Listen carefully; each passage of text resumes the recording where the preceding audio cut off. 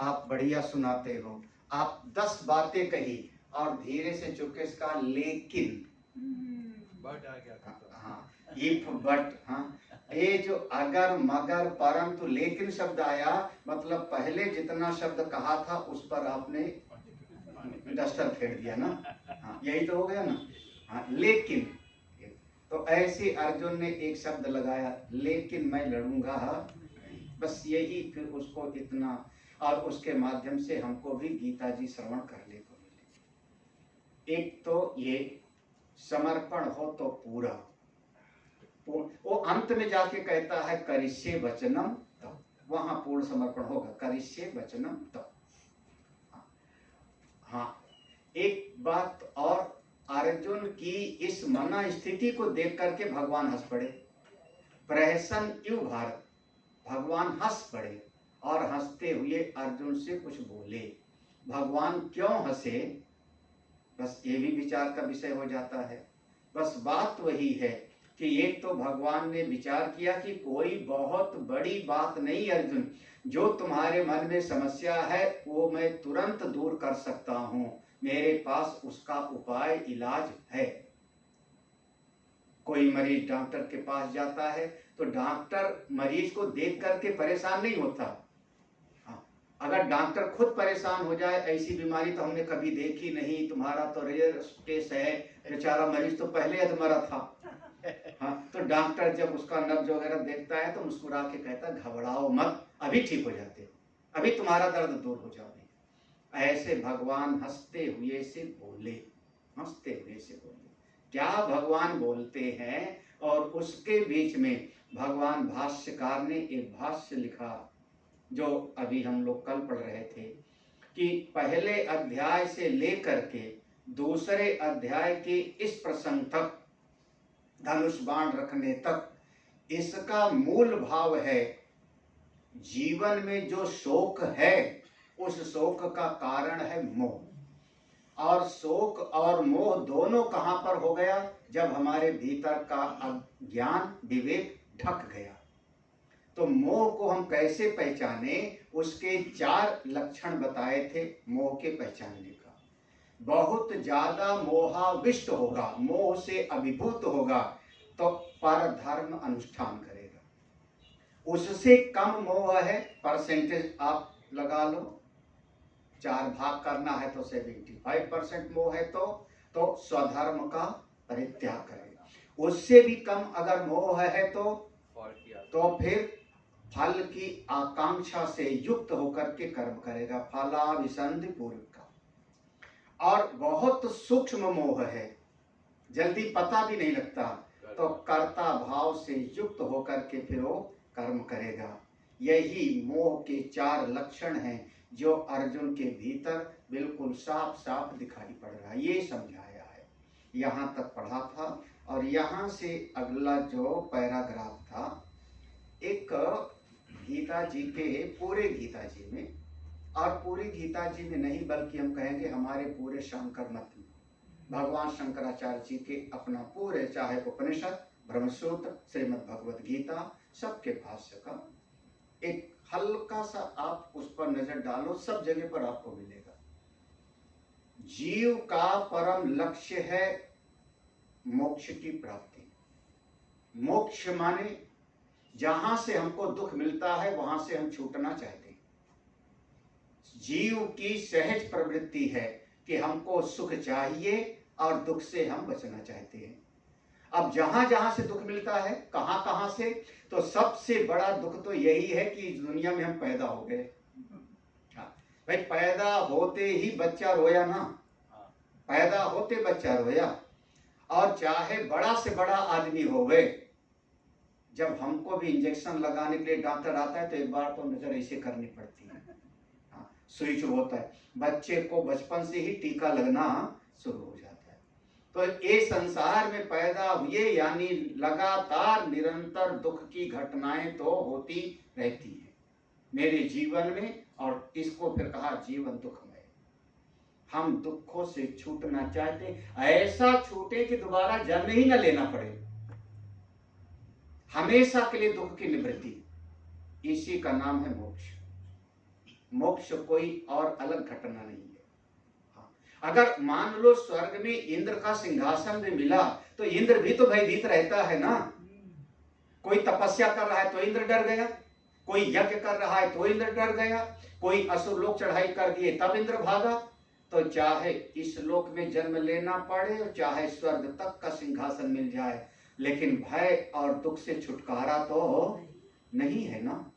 हम वो वाला चाहते हैं, एक परिस्थिति, एक स्थिति जहां से हमको पूरी तरह से दुख की विमुक्ति, उसी का नाम है मोक्ष। उसी को आप एक शब्द दे लो, निर्वाण। निर्वाण पद, लभन्ते ब्रह्म निर्वाण। तो जीव का परम लक्ष्य तो है मोक्ष की प्राप्ति, ये पहला। हाँ, ठीक है। अब इस मोक्ष की प्राप्ति के लिए क्या साधन होगा, हम तद विधि प्राणपातेन गुरु जी के पास चले गए। शास्त्र भी मेरे सामने है, मैं साधन क्या करूं, तो साधन के लिए 5 बातें सामने आती हैं। यही सब जगह पर आप भाष्य जहां जहां पढ़ेंगे, मैं कह रहा हूं गीता, उपनिषद, ब्रह्मसूत्र, 5 बातें आएंगी। उस 5 बातों का वहां पर बड़े श्रुति स्मृति के प्रमाण के साथ चिंतन होगा। पहली बात है, बहुत ज्यादा जो कर्मनिष्ठ लोग हैं वो कहते हैं कर्म करने से मोक्ष की प्राप्ति होगी, केवल कर्म करने से ही मुक्ति हो सकती है। और फिर प्रमाण देंगे, यहीं से शुरू होगा, फिर प्रमाण देंगे। बताओ, वेद में लिखा है ना, कुर्वन्नेवे कर्माणि जिजी विशेषतम समाह एवं तो नान्यथे तोस्ति न कर्म लिप्यते यावत जियो जीवे तावत जो, जब तक जियो तब तक यज्ञ करते हुए करो। ऐसे गीता और उपनिषद जब सकेगा कहते हुए कहेंगे, जब तक जीते हो तब तक कर्म करते हुए ही जियो, ऐसी आज्ञा है। इसका मतलब कर्म से ही मोक्ष की प्राप्ति। देखो, एक ये विचारधारा है, एक ये विचार। इस मत को आप कह लो पूर्व मीमांसा का, महर्षि जैमिनी ऋषि का दिया हुआ दर्शन। वैदिक है, हमारे वेद के 2 भाग हैं, कर्म कांड और ज्ञान कांड।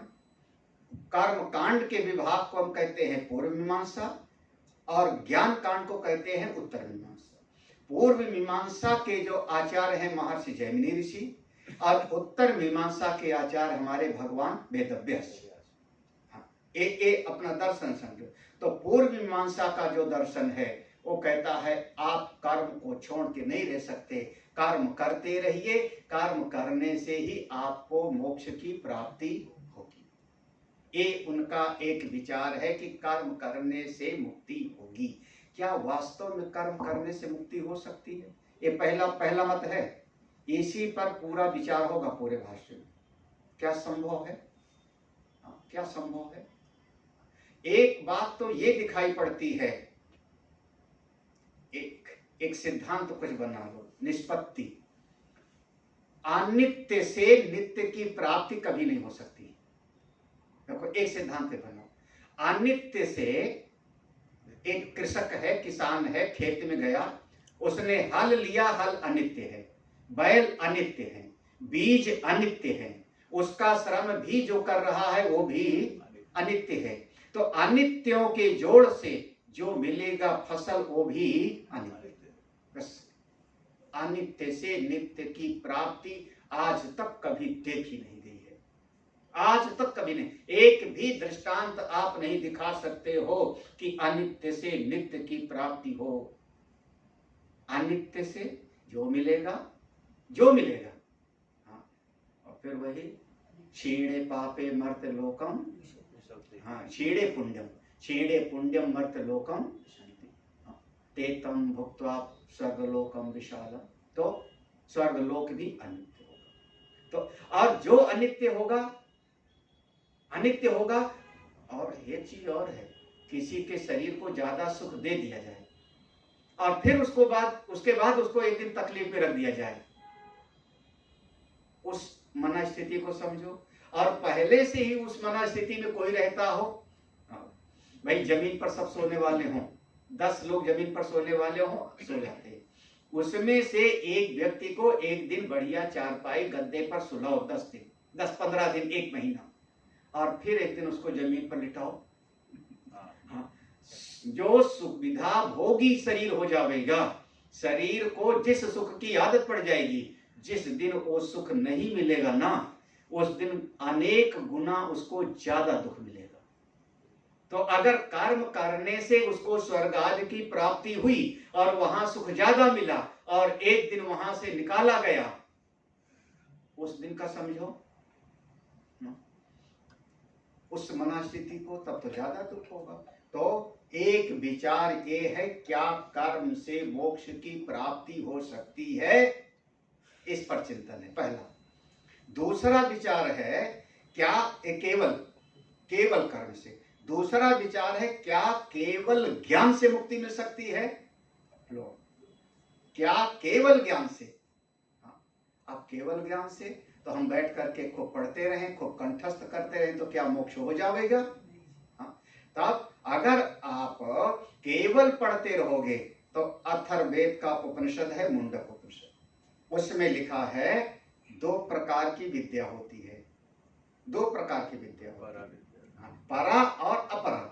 और जहां अपरा विद्या का वर्णन किया वहां पर लिख दिया, तत्र अपरा ऋग्वेदो यजुर्वेदा सामवेदा अथर्वेदा शिक्षा कल्प व्याकरण छंद ज्योतिष निरुक्त, ये सब का सब अपरा विद्या के अंतर्गत आए। तो आप यही तो पढ़ोगे, यही तो श्रवण करोगे, ऋग्वेद यजुर्वेद सामवेद अथर्वेद शिक्षा कल्प व्याकरण, और कहां से पढ़ेंगे हम। तो क्या केवल ज्ञान से मुक्ति मिलेगी। एक विचार ये भी है। देखो, एक विचार, क्या केवल ज्ञान से मुक्ति मिलती है। 2 विचार हो गया, इसी पर चिंतन है। तीसरा विचार है, उन्होंने कहा ऐसा करते हैं, ज्ञान और कर्म का समुच्चय कर देते हैं। ज्ञान कर्म का समुच्चय कैसे समुच्चय करें।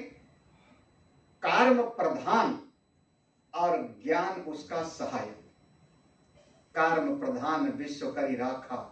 जब कोई बच्चा विद्यालय में पढ़ने जा रहा है तो वो ज्ञान प्रधान नहीं हो रहा है, क्या प्रधान हो रहा है। हाँ भाई, हम शिक्षा प्राप्त करेंगे, पढ़ लेंगे, फिर नौकरी करेंगे, पढ़ लेंगे फिर बिजनेस करेंगे ना, यही तो उस शिक्षा का विनियोग कहां कर रहा है। जो पढ़ाई पढ़ेंगे, जो शिक्षा लेंगे, उस शिक्षा का विनियोग हम कर्म में करेंगे ना। तो क्या कह रहा है, हम पढ़ते क्यों हैं, क्योंकि आगे हमको कर्म करना है। तो जीवन में कर्म प्रधान, ज्ञान उसका सहायक। एक तीसरा विचार है, एक तीसरा विचार। और इस तरीके से क्या हम साधना करें तो आगे बढ़ जाएंगे। कर्म मुख्य, लगभग आप लोग इस बात से कई बार जाने अनजाने सहमत हो जाते हो। जाने अनजाने कब सहमत हो गए, जब मन स्थिति में एक बात आ गई, हम सुन तो लिए गीता जी, सत्संग भी सुन लिए, बात तो सब समझ में आ गई, जब इसको जीवन में उतार लेंगे ना तो बेड़ा पार हो जाएगा। देखो कह क्या रहे हो, क्या कह रहे हो कि सुन लिया हमने, समझ लिया, और जब इसको जीवन में उतार लेंगे तब काम बन जाएगी। यानी जीवन में उतारना वो क्रिया प्रधान हो गया ना, और ज्ञान को आपने बना दिया सहायक। क्या एक तीसरा एक विचार है, क्या कर्म प्रधान, ज्ञान उसका सहायक, साथ साथ दोनों हम करें। और चौथा विचार इसका विपरीत हो जाएगा, ज्ञान मुख्य और कर्म उसका सहायक। अब ज्ञान मुख्य, कर्म जिस समय, देखो जिस समय हम सत्संग सुनने के लिए आए, आप सत्संग सुनने के लिए यहां पर आए, किसके लिए आए, ज्ञान के लिए, कुछ समझने के लिए, तो ज्ञान प्रधान हुआ। लेकिन घर से निकल करके क्रिया आप करिए ना, तब तो आए। आप गाड़ी चलाए, आप कदम कदम चले, क्रिया किया ना, तो ज्ञान प्रधान और कर्म उसका सहायक। हाँ, लेकिन दोनों को साथ साथ मान लिया। साथ साथ माने सह समुच्चय, सह समुच्चय। अभी 4 संभावनाएं हो गई, 4। केवल ज्ञान से मुक्ति नंबर 1, केवल कर्म से मुक्ति नंबर 2, ज्ञान मुख्य कर्म सहायक साथ साथ नंबर 3, और कर्म मुख्य और ज्ञान उसका सहायक। ये 4 संभावनाएं होगी।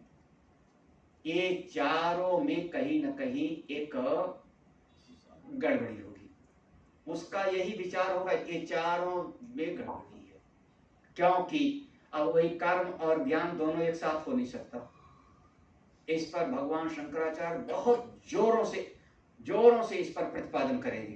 कर्म और ज्ञान दोनों एक साथ नहीं हो सकता, क्योंकि एक साथ आप गति भी करो, चलो भी और बैठे भी रहो, ये दोनों नहीं। क्योंकि ज्ञान में कर्ता भाव को मिटाना पड़ता है और कर्म में कर्ता भाव को हम बनाते लाते हैं। मैं इस यज्ञ को करने जा रहा हूं, तो कर्म में कर्ता भाव बनाएंगे और ज्ञान में कर्ता भाव से हम मिटेंगे। तो उसी को बनाना और उसी को बनाए रखना, ये दोनों एक साथ तो नहीं हो सकता। तो कर्म और ज्ञान एक साथ कभी नहीं हो सकता, साथ समुच्चय नहीं होता। रेलवे की दो पटरी के जैसे नहीं है ये, हाँ ये नहीं है। तो जो निष्कर्ष होगा, अब हम भाष्य पढ़ेंगे, लेकिन जो निष्कर्ष होगा वो पूरा का पूरा क्रम समुच्चय। भगवान भाष्यकार हमेशा कहते हैं क्रम समुच्चय। पहले आप जीवन में पूर्व मीमांसा का अनुष्ठान कर लो, कर्म कांड का अच्छी तरह से जीवन में पालन कर लो। कामना है तो शास्त्र के बताए अनुसार आप परिश्रम करो और अपनी कामनाओं की पूर्ति करो। कभी कोई, हमारे वेद भगवान ने कभी मना नहीं किया। किसी के मन में कोई कामना है तो कभी उसका ये नहीं कहा कि तुम तो बड़े गए गुजरे हो। हाँ, आपके मन में पुत्र की कामना है, वो वाला तरीका अपनाओ। आपके मन में पत्नी की कामना है तो वेद भगवान ने कहा जाया में से आपको इस लोक पर विजय पाना है, अमुक उपाय है। पितृलोक चाहिए, अमुक उपाय है। प्रत्येक कामनाओं की पूर्ति का उपाय बताया है। अरे क्या कहूं, अगर किसी को मरने का ही बहुत ज्यादा ताव हो ना, तो वो भी वेद में वर्णन है। हाँ, ऐसा मत समझना। अगर मान लो किसी का, देखो अब लेकिन तरीका देखो ऋषियों का क्या तरीका है। हाँ वो याद है ना। अगर किसी का बहुत ज्यादा ऐसा मन है कि नहीं मैं मरूंगा, तो देखो दक्षिणायन में मत मरना। दक्षिणायन में मरने वाले को खराब गति होती। कब मरना? उत्तरायण। पंडित जी को बोलो, मरने का पक्का है ना, ठान लियो ना? बोले हाँ। तो बोलो पंडित जी को बोलो ऐसा करो कि देखो पुष्य नक्षत्र रविवार के दिन जब होवे ना, तो उसका नाम होता है पुष्यामृत योग। जैसे अभी चल रहा है, आज का अभी समय, इस समय पुष्य नक्षत्र, तो पुष्य, लेकिन आज शुक्रवार है तो पुष्यामृत योग नहीं। तो पुष्य नक्षत्र जब रविवार के दिन हो गए ना, तब तो मरना तो बहुत बढ़िया गति होगी, बहुत बढ़िया। अब उत्तरायण में रविवार का दिन हो गए, पुष्य नक्षत्र हो गए, लेकिन यहाँ नहीं, घर में नहीं मरना, प्रयाग में जाना। प्रयाग में जाना जहाँ गंगा जमुना सरस्वती तीनों हैं, वहां एक अक्षय वट है, और अपने घर का सब कुछ दान ओन करके जाना। देखो दान ओन करके जाना, फिर प्रयाग जाना, तो वहां जाके कोई संत होंगे उनको प्रणाम करना, वहां हनुमान जी हैं उनका दर्शन करना, वहां स्नान करना, और सब पितरों का नाम से पिंडदान कर देना कि अब मैं मरने जा रहा हूं, मेरी तरफ से सब ले लो। उसके बाद अब जाना और अक्षय वट में रस्सी लगा के मर जाना या गंगा जी में डूब। अब कल्पना करो, इतना प्लानिंग करके कोई, सुपर मनोविज्ञान है हमारा शास्त्र, सुपर भावावेश में आदमी मृत्यु को मरता है, आवेशित अवस्था में। किसी भी तरीके से वो 1 घंटे का समय भी टल जावे ना, तो आदमी जल्दी सुसाइड नहीं करेगा, क्योंकि हर आदमी जीने की इच्छा होती है, मरना कोई नहीं चाहता। वो एक भावावेश है, एक आवेशित अवस्था है। लेकिन अगर बहुत देखो, अब देखो वेद में हर एक मनोकामनाओं की पूर्ति का निरूपण है। तो वेद भगवान क्या कह रहे हैं? अपनी मनोकामना की पूर्ति के लिए हमारे अनुसार आप अनुष्ठान कर लो। और अगर आप कहोगे नहीं मेरे मन में कोई कामना नहीं, कोई बात नहीं, बहुत बढ़िया, तुम तो सकामता से कुछ मत करो, निष्काम भाव से करो। जो बताया गया था उसको अब निष्काम भाव से करो, लोक संग्रह के लिए, सारे सृष्टि के कल्याण के लिए करो। निष्काम भाव से करोगे तो आपका अंतःकरण देखो, सकाम भाव से करोगे तो कामनाओं की पूर्ति, और निष्काम भाव से करोगे तो हृदय की। जब हृदय की शुद्धि हो जाएगी तो अब हृदय की शुद्धि हो गई तो आप कर्म वाला जो प्रसंग था अब पूरा हो गया। देखो अब आपको कर्म से कोई लेना देना नहीं, क्योंकि इस स्थिति तक पहुंच गए तो आप अब किसी गुरु के पास जाओ। तस्मात् गुरुम प्रपद्येत, अब किसी संत के पास जाओ और उनके पास बैठ करके ब्रह्म विद्या का श्रवण करो, जिससे मुक्ति की प्राप्ति हो। यहाँ एक क्रम बताया ना, पहले आप कर्म के द्वारा अंतःकरण की शुद्धि, और उसके बाद अब जाओ आप ज्ञान। इसका नाम हुआ क्रम समुच्चय। इसके पहले जो हमने बात किया था सह समुच्चय की बात हो रही थी, ज्ञान कर्म साथ साथ या कर्म और ज्ञान साथ साथ। यहाँ है साथ साथ नहीं, उसका एक क्रमिक विकास है। पहले आप कर्म के द्वारा अंतःकरण की शुद्धि करो और फिर ज्ञान के मार्ग में प्रवेश करो, फिर आपको ज्ञान से मुक्ति हो। तब वहां कहेंगे ऋते ज्ञाना न, बिना ज्ञान के मोक्ष नहीं। लेकिन वहां कर्म का खंडन नहीं है, कर्म का खंडन नहीं है, बल्कि कर्म की सीमा यहां तक थी। जैसे हाई स्कूल, उसका खंडन नहीं है, लेकिन हाई स्कूल में पढ़ने वाला डॉक्टर नहीं बन गया। अगर किसी को डॉक्टर बनना है तो बिना 10th पास किए, बिना 10th पास किए वो डॉक्टर इंजीनियर नहीं बनेगा।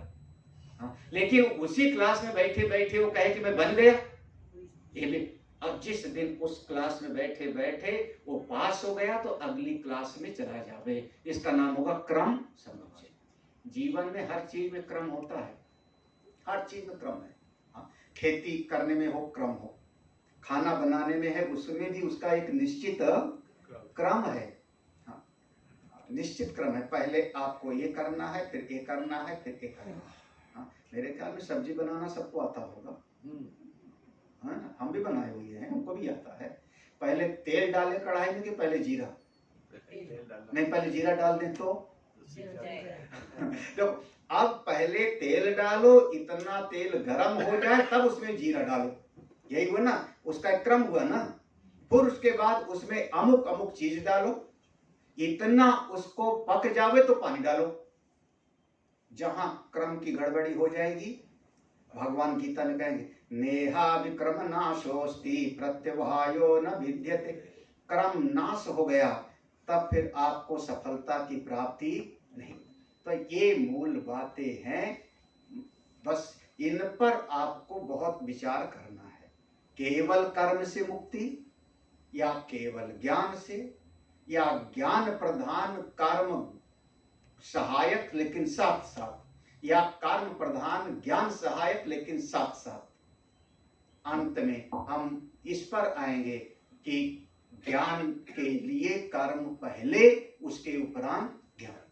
पहले कर्म से अंतःकरण की शुद्धि, उसके उपरांत ब्रह्म विद्या की शरण में जावे, तब देरी नहीं होती। यही प्रसंग है। यहाँ से अब जहाँ कल छूटा था वहां से एक आध पैराग्राफ तो पढ़ ही लेते हैं। हाँ, एक बोधायन वृत्ति करके है, ग्रंथ है, वो कर्म प्रधान है, बोधायन वृत्ति। तो उसमें कुछ बातें हैं कर्म की, उसका आधार लेकर के कुछ ऐसे ऋषि लोग थे भगवान शंकराचार्य के पहले ही, जैसे एक प्रभाकर करके थे, प्रभाकर। तो ऐसे कई लोगों का, एक भारती प्रपंच करके कोई थे भगवान शंकराचार्य के पहले, भारती प्रपंच, उनका भाष्य था ब्रह्मसूत्र वगैरह पे। तो भगवान शंकराचार्य जी उन लोगों का जो उनसे पहले विराजमान है, उनके मत को ला करके फिर उस पर चिंतन कर, अमुक ने ऐसा कहा है तो इस पर क्या विचार हो सकता है। तो पहले देखो वो बोधायन वृत्ति का विचार है, क्या कहते हैं, तत्र से था ना, ध्यान है, तत्र केचिद आहु, ये जो केचिद है ना वही कर्म प्रधान वाले, तत्र केचिद आहु सर्व कर्म संन्यास पूर्वका आत्मज्ञान निष्ठा मात्राद एव केवलात् कैवल्यम न प्राप्यते एव किम तरहि। देखो करें तात्र इस प्रसंग में केचिद आहु, कोई कोई बात ऐसी कहते हैं। क्या कहते हैं? सर्व कर्म संन्यास पूर्वक। इसके पहले भगवान ने कहा था कि गीता में सर्व कर्म संन्यास की बात है। तो वो कहते क्या हैं? सर्व कर्म संन्यास करके और आत्मज्ञान निष्ठा मात्र, पहले कर्म किया, कर्म से अंतःकरण शुद्धि हुई और फिर ज्ञान प्राप्त किया। हम कह रहे हैं इससे उसको मोक्ष की प्राप्ति होगी, लेकिन दूसरे वाले कह रहे हैं ना ना, केवलात् कैवल्यम न प्राप्यते। देखो दोनों बातें, सर्व कर्म संन्यासात् और उसके बाद आत्मज्ञान, आत्मज्ञान निष्ठा मात्रा। आप लोग ये समझिए। देखो तीर्थ स्थान में आइए तो आपको हमारे कसाय वस्त्र में बहुत लोग मिल जाएंगे, बहुत लोग मिल जाएंगे। आप भंडारा करना चाहो तो फिर और मिल जाएंगे, जो भी दे। कहीं भी तीर्थ में, वृंदावन चले जाओ, हरिद्वार, काशी, लेकिन वहीं पर अगर कोई स्वाध्याय हो रहा होता है तो वहां पर फिर जल्दी वो लोग नहीं बैठते। तो संन्यास तो किया उन्होंने, घर तो छोड़ा, घर तो छोड़ा। मैं हमेशा कहता हूं हमसे तो एक कदम आगे है ना, कभी अवहेलना की दृष्टि से मत देखना। कम से कम उन्होंने बाह्य भौतिक जगत की चीजों को छोड़ने की हिम्मत तो की ना। भले अभी भीतर का अहंकार ममता नहीं छूटा, लेकिन बाहर का भी त्याग एक बहुत बड़ा मायने। इसलिए हम लोग उन कसाय वस्त्र को ही प्रणाम कर लेते हैं। लेकिन कुछ लोग ऐसा है कि उनमें से कुछ तो संन्यास लेके ज्ञान के मार्ग में लग जाते हैं, और कुछ ऐसे होते हैं जो संन्यास लेने के बाद भी ज्ञानवान की जरूरत नहीं महसूस करते। ऐसा दिखाई पड़ता है। जो लोग संन्यास लेके तो सर्वकर्म संन्यास कर दिया और ज्ञान के मार्ग में लग गए, तो आपने कहा कि ऐसे लोगों को मोक्ष प्राप्त हो जाएगा। ये दूसरा वाला कहता है ना प्राप्यते। देखो कैवल्यम न प्राप्त, केवल एक ज्ञान से मुक्ति नहीं होगी। किम तरही, फिर क्या कहना चाहते हो आप? ये भगवान शंकराचार्य जी पूर्व पक्ष ला रहे हैं। सामने वाले का ऐसा मत है, सामने वाले का ऐसा मत है।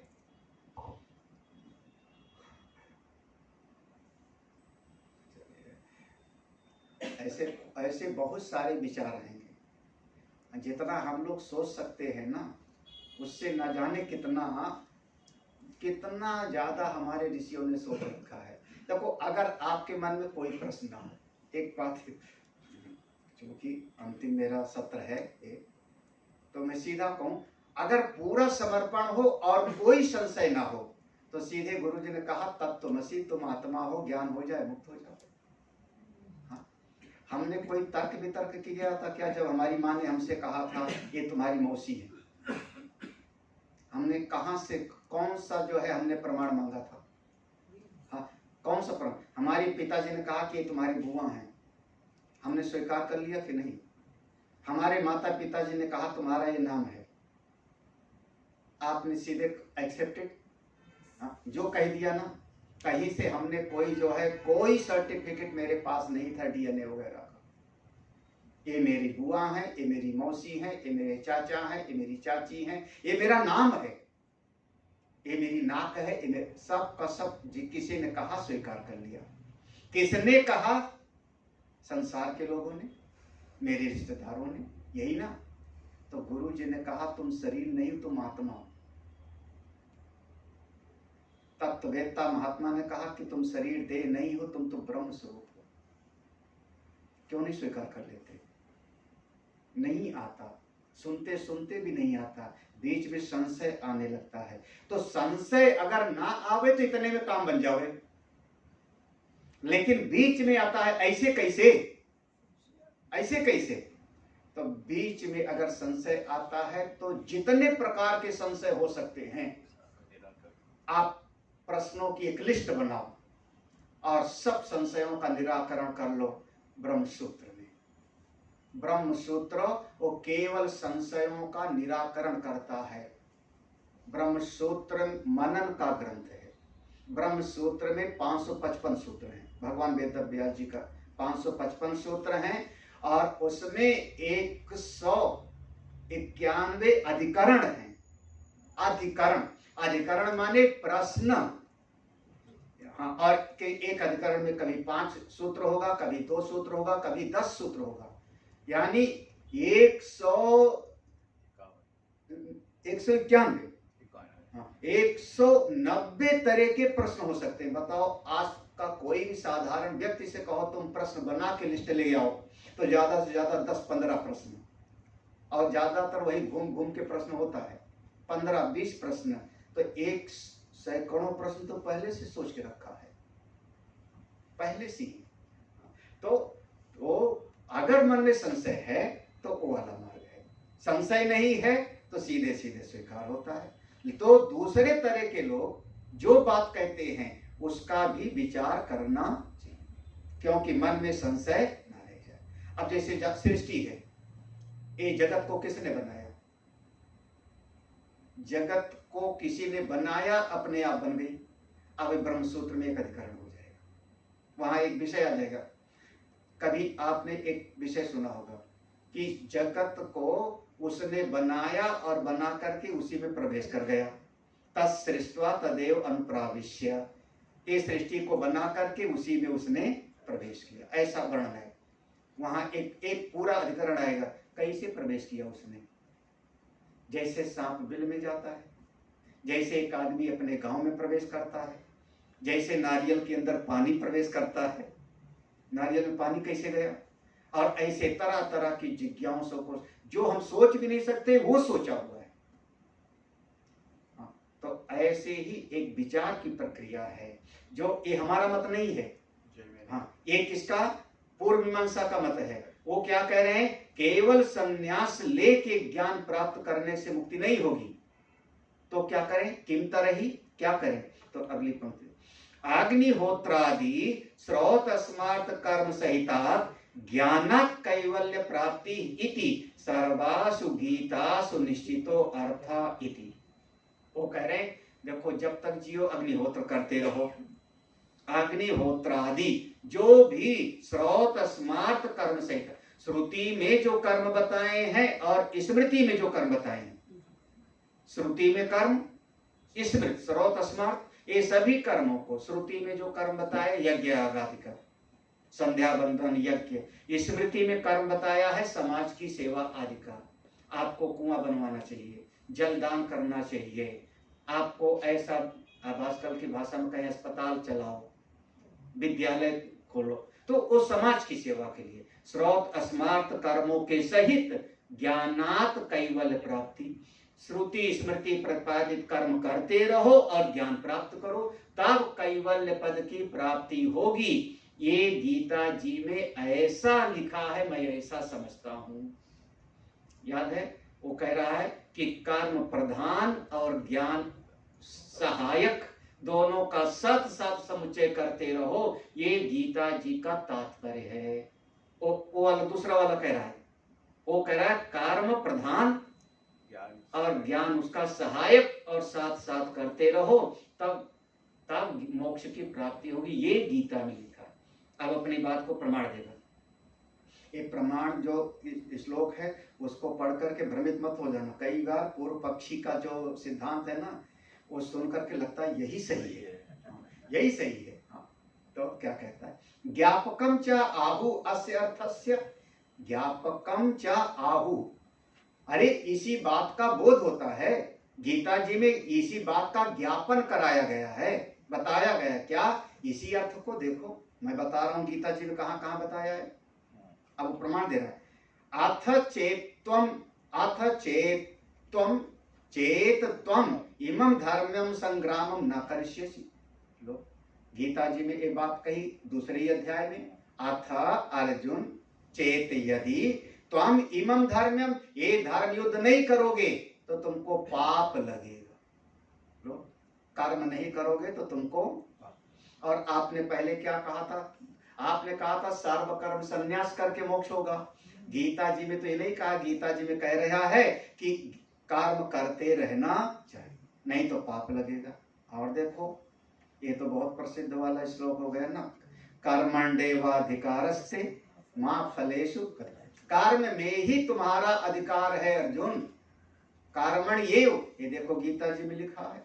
फिर उसी गीता जी में चौथे अध्याय में लिखा है कुरु कर्मैव तस्मात्, कुरु माने आज्ञा है, कुरु कर्म एव कुरु, अर्जुन तुमको कर्म ही करते रहना चाहिए। अब बताओ भगवान ने तो ऐसा कहा, आप कैसे कहते हो कि ज्ञान से मुक्ति हो जाएगी? भगवान ने तो गीता में कहा है कि कर्म करते रहना चाहिए। अभी पूर्व दूसरे का मत हो रहा है, इसका अब विचार करके हमको चिंतन करके इस बात को समझना है। अभी और आगे कहेगा, अभी पूरा नहीं हुआ पूर्व पक्षी। देखो कहता है, अगर मान लो हे सिद्धांती जी, बड़े ज्ञानी ध्यानी, आप ये कहो कि यहाँ तो रणभूमि में लड़ाई होगी, अस्त्र शस्त्र चलेंगे, लोग मर जाएंगे, तो ये तो ठीक नहीं। तो कहता नहीं, वैदिकी हिंसा हिंसा न भवति, वैदिकी हिंसा हिंसा, क्योंकि अगर आप ऐसा सोच लोगे कि मैं हिंसा नहीं करूंगा तो आपका जीवन नहीं चलेगा। जीवो जीवस्य जीवन, ये बहुत प्रसिद्ध वाक्य है, भागवत जी का है, भागवत जी का। एक जीव का जीवन तभी चलता है जब आप किसी जीव को, भले आप जान में या अनजान में। फिर देखो अब ब्रह्मसूत्र में एक प्रश्न उठाएंगे, ब्रह्मसूत्र में प्रश्न उठाएंगे, वहां क्या उठाएंगे कि जो वनस्पतियों को हम खाते हैं, पालक को, गोभी को, तो हरी हरी सब्जी होती तभी काटते हैं, जब काटते हैं तब तो हरा होता है। बहुत सारे हमने फसल को काटा, तो जब काटा तो उसमें जीव है कि नहीं? जीव है, तो हिंसा हुई कि नहीं? अब इसका वहां, इसका निराकरण ब्रह्मसूत्र में है, वहां पर विस्तार में वहां पर चिंतन किया जाएगा। तो आप कहो कि मैं जरा भी हिंसा नहीं करूंगा तो जीवन नहीं चलेगा जी। हाँ? अच्छा, जब हम स्नान करते हैं तो शरीर पर कुछ बैक्टीरिया मर जाते हैं कि नहीं? लो अब वहां तक चलो। अगर हमको बुखार आ गया, हम एक बार, बहुत पुरानी बात है, कहीं सत्संग के लिए गए, तो रात भर मच्छर काटे, रात भर मच्छर काटे। तो उसके बाद सवेरा हुआ तो जो वहाँ के व्यवस्था में थे उन्होंने कहा, स्वामी जी कोई तकलीफ तो नहीं हुई, भोजन तो मिला? हमने कहा सब ठीक है, भोजन वगैरह मिला, थोड़ा सा वो कछुआ छाप अगरबत्ती भिजवा दो। तो एक अगरबत्ती आती है, पहले आती थी वो, अब तो ऑल आउट और सब हो गए। तो हमने कहा वो कछुआ छाप अगरबत्ती भिजवा देते तो मच्छर न लगते। उसने बड़े प्यार से कहा, अहिंसा परमो धर्म स्वामी। बस ऐसे छेड़ दिया, तो सही है। फिर उसके बाद जब हमको समय मिला तो हम लोगों का समय तो माइक पर ही आता है, हमने कहा देखो आपकी बात अलग है, मेरी अपनी बात अलग है। हमको रात में एक मच्छर काट लेगा, शरीर में बुखार होगा, बुखार मतलब शरीर में कम से कम करोड़ों जीव पैदा हो जाएंगे जो हमारे लिए ठीक नहीं। यही तो जीवाणु पैदा हो जाएंगे, करोड़ों जीव पैदा हो गए। अब आपका मलेरिया हो गया, करोड़ों नहीं अरबों खरबों पैदा हो जाएंगे। और फिर अब उसके बाद जब आप वैद्य के पास जाओगे, डॉक्टर के पास, तो मलेरिया हुआ मच्छर काटने से तो एक जहर देगा क्लोरोक्विन नाम की टेबलेट में, वो क्लोरोक्विन होती थी, है ना, अभी भी शायद होगी क्लोरोक्विन, मलेरिया को मारने, वो जहर है। तो वो जब शरीर में खाएंगे तो अरबों जीव मर जाएंगे उससे। तो अरबों जीव ना मरे इसलिए हम ऑल आउट लगाते हैं, जिससे कि वो अरबों जीवों की हत्या ना हो। लो तो हमको भैया वो मच्छर भगाने वाली चीज, आप सोचो कि मैं हिंसा नहीं करूंगा, जीवन नहीं चलेगा, जीवन नहीं चलेगा आपका। शहद खाते हैं हम लोग, शहद खाते हैं, दूसरे का किसी का दिल दुखा के लाए हो कि नहीं? भाई जिसने इकट्ठा किया फूलों फूलों से, यही तो ना, हमने जा करके उसको भगाया और किसी ने मान लिया हमने पैसा से खरीद लिया, लेकिन किसी ने तो उससे जो है छीना है। तो इस जगत में अगर कोई कहे मैं किसी का दिल नहीं दुखाऊंगा और जी लूंगा, तो ये संभव नहीं। तो करो क्या? शास्त्र के अनुसार अपने कर्तव्य को करो। किसी का उसमें दिल टूटता है तो परवाह न करो। ये है, ये उसका मत है। अगली पंक्ति पढ़ेंगे तो देखो देखो, हिंसादि युक्तत्वात् वैदिकम कर्म अधर्माय इति इयम अपि आशंका न कार्या। क्या कह रहा है? हिंसा आदि युक्त होने के कारण कुरुक्षेत्र में लड़ाई होगी, इसमें हिंसा होगी और हिंसा में दूसरे मारे जाएंगे, तो ये तो अधर्म हो जाएगा, ये तो अधर्म हो जाएगा। इयम अपि इति आशंका, ऐसी आशंका भी तुमको नहीं करना चाहिए। कौन कह रहा है? पूर्व पक्षी, वो प्रश्न करने वाला कह रहा है कि अगर ये कहो कि युद्ध रूपी जो कर्म है इसमें हिंसा होगी और हिंसा से तो अधर्म हो जाएगा, ऐसी भी शंका तुमको करना उचित नहीं। कथम, ये आप कैसे कह रहे हो तुम? पहला, छात्रम कर्म युद्ध लक्षणम गुरु भ्रातृ पुत्रादि हिंसा लक्षणम अत्यंत क्रूरम अपि स्वधर्म इत कृत्वा न अधर्माय तद अकारणे च ततः स्वधर्मम कीर्तिम च हित्वा पापम अवाप्स्यसि इति। छात्रम कर, तुम क्षत्रिय हो ना? क्षत्रिय हो अर्जुन? बिल्कुल क्षत्रिय हो, तो क्षत्रिय का कर्तव्य है कि युद्ध से पलायन। देखो, छात्रम कर्म, क्षत्रिय का कर्म क्या है? युद्ध लक्षण। और युद्ध करना पड़ेगा तो भाई परायों से तो लड़ लोगे, कभी अपनों से भी लड़ने की बात आई तब आप अपना स्वधर्म समझ करके युद्ध करो। गुरु भ्रात भाई पुत्रादि हिंसा लक्षणम अत्यंतम क्रूरम, बहुत कठोर है, क्रूर दिखाई पड़ रहा है, लेकिन स्वधर्म इत कृत्वा, आप अपना स्वधर्म मान करके कर रहे हो, तो ना अधर्माय, फिर इसमें कोई पाप नहीं। जब आप स्वधर्म, अच्छा ये जो मेडिकल में रिसर्च करने वाले होते हैं, हमारा एक भगत है, वो सुन रहा होगा, बाहर सुन रहा होगा, और उसने हमसे ऐसे प्रश्न पूछा। तो जब रिसर्च करने वाले होंगे तो लोग खरगोश चूहा उस पर प्रयोग करते हैं, वो मर जाता है। पाप हुआ कि नहीं? पाप हुआ या नहीं? देखो अब ऐसे विचार करना पड़ेगा, ऐसे विचार। हाँ, अच्छा हमने यज्ञ करने का निश्चय किया और यज्ञ करने के समय में हमने लकड़ी इकट्ठा किया, उस लकड़ी में शायद कहीं पर 10 कीड़े लगे थे, अंदर पता भी नहीं लगा। अब क्या होगा? पाप हुआ कि नहीं? नहीं हुआ ना? हाँ, क्यों? क्योंकि आप श्रुति के बताए हुए कर्म को कर रहे हो, आप स्वधर्म को कर रहे हो, तो वहां भले, और अगर आप रिसर्च करते समय किसी का हत्या हो जा रहा है तो वहां पर दृष्टि क्या है? समाज का हित हो, समाज के हित के लिए आप वो प्रयोग कर रहे हो ना, हाँ, वहां पाप नहीं। एक डॉक्टर अगर मेरे पेट को चीरा, महाराज पैसा ले करके हम लोग पैसा दे के ऑपरेशन करवाते हैं, और उस समय, और मेरे ख्याल में पहले साइन भी करवा लेते हैं डॉक्टर लोग, हाँ, कि कुछ गड़बड़ हो गया तो मेरी जिम्मेदारी नहीं होगी। अच्छा मान लो नहीं हुआ, हम ठीक हो गए, बहुत बढ़िया, खुश होकर के आ गए, लेकिन कोई गड़बड़ी भी हो गई, क्या डॉक्टर को कोई वो लगेगा? लेकिन वही डॉक्टर अपने घर में आवे और किसी पड़ोसी से लड़ाई हो जाए और चाकू लेके उसका पीठ चीर देवे, तो ओटी में किया अलग बात हो गई, अपने मोहल्ले में आके किसी को चाकू से चीर दिया तो 302 का केस तो लगेगा और जेल जाना पड़ेगा, यही होगा ना।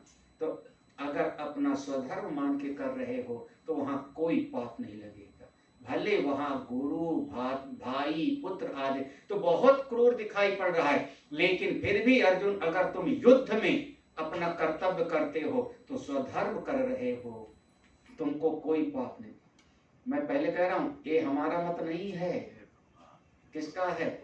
ये हमारे मत के विरोध में जो खड़ा है वो अपने मत का जो है स्थापना कर रहा है कि कर्म करते ही रहना चाहिए।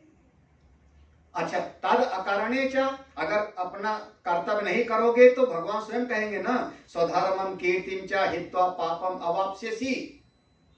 तुम अपने स्वधर्म का पालन नहीं करोगे, अब कीर्ति होगी, तो भगवान कह रहे हैं कर्म करते रहो। इति ब्रुवता, ऐसा भगवान ने कहा है। इति ब्रुवता यावत जीवादि श्रुति, ये जो वेद में मंत्र है कि जब तक जियो तब तक कर्म करते हुए ही जियो, यावत जीवे तावत जुहोति।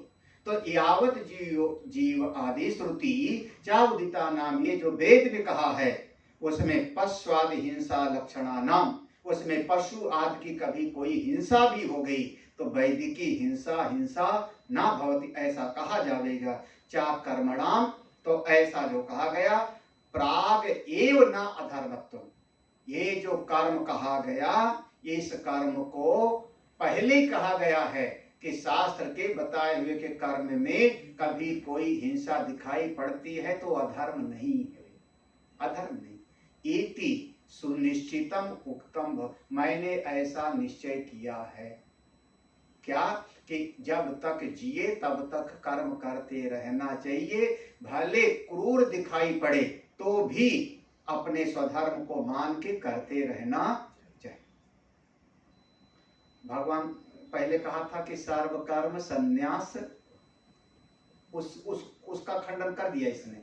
वो कह रहा है कि सर्व कर्म संन्यास नहीं, अपने कर्तव्य का पालन। अब यहां से शुरू होगा आगे, तद असत। अब हमारा मत है, हमारा जो तुमने तर्क दिया वो सही नहीं है। तद असत, जो तुमने बात कही वो ठीक नहीं है, वो ठीक नहीं। गीता जी का तात्पर्य नहीं है, गीता जी ऐसा नहीं कह रही। क्यों? भगवान ने देखो अगला तीसरे अध्याय थोड़ा एक बार याद कर लो, क्योंकि आप लोग तो एक बार पूरा पढ़ चुके हो। तो तीसरे अध्याय के शुरुआत में भगवान ने दो विभाग किया है ना, ज्ञान कर्म निष्ठयो विभाग वचनात् बुद्धि द्वय आश्रयो अशोच्यान इत्यादि नाम भगवता यावत् स्वधर्मम अपि चावेक्ष्य इति एतत् अन्तेन ग्रंथेन यत् परमार्थ आत्म तत्व निरूपणं कृतं तत्सांख्यम तद विषय बुद्धि आत्मनो जन्मादि षड विक्रिया भावात् अकर्ता आत्मा इति प्रकरणार्थ निरूपणाद्या जायते स सांख्य बुद्धि स येषां ज्ञानिनां उचिता भवति। तो दो प्रकार की बुद्धि का वर्णन है, सांख्य बुद्धि का और योग बुद्धि का। वहां पर दो प्रकार का ऐसा वर्णन है। तीसरे अध्याय, लोकेस्मिन् द्विविधा निष्ठा पुरा प्रोक्ता मया न ज्ञान योगेन सांख्यानां कर्म योगेन। तो वहां भगवान ने दो विभाग पहले कर दिया हुआ है। तो जहां सांख्य बुद्धि सांख्य निष्ठा की बात है वहां कर्म करना जरूरी नहीं, वहां कर्म करना, वो कर्म की सीढ़ी हम पार कर चुके हैं भाई। एक बार हाई स्कूल आप पास कर लिए, उसके बाद फिर जाके वहीं क्लास में बैठोगे क्या? डिग्री मिल गई आपको, आप ग्रेजुएशन हो गया, डिग्री मिल गई, फिर जाके वहां की क्लास में बैठोगे क्या? फिर आप एग्जाम दोगे क्या? तो वो सीढ़ी पार कर गए, वो सीढ़ी पार कर गए। तो अच्छा, कभी आप लोगों को घर में छोटा बच्चा हो गए, छोटा बच्चा है, तो छोटे बच्चे को खिलौने से बड़ा प्रेम है। हाँ, खिलौना वो बिल्कुल छाती से लगा के सोता है। छोटी गाड़ी, आजकल बच्चों को कार है, प्लेन है, वो खिलौने, और बैटरी से चलते भी हैं। जितना वो बच्चा प्रसन्न हो रहा है खिलौने से खेल करके, उसी बच्चे के पास बैठ के आपका दिल भी उतने प्रसन्न होता है क्या? आप खिलौने से नहीं प्रसन्न हो रहे, आप देखो, आप सावधानी से, आप खिलौने से नहीं खेल रहे हो, आप बच्चे की प्रसन्नता से प्रसन्न हो रहे हो।